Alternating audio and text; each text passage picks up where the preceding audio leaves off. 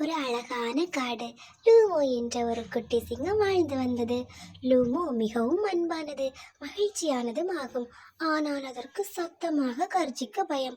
அம்மா சிங்கம் எப்போதும், ஒரு நாள் நீ ஒரு பெரிய துணிச்சலான சிங்கமாக மாறுவாய் என்று சொல்லுவாள்.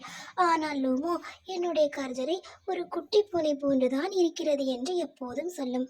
லூமோ தன் நண்பர்களுடன் தினமும் நன்றாக விளையாடுவான். அப்போது அருகிலுள்ள புதரிலிருந்து உதவி உதவி என்று சத்தம் கேட்டது. ஒரு குட்டி மான் முள்ளுக்காட்டில் சிக்கி அழுது கொண்டிருந்தது. லூமோ பயந்தாலும் தனது மனதை திடப்படுத்தி கொண்டு, நான் சிறியவனாக இருந்தாலும் உதவ முடியும் என்று நினைத்தது.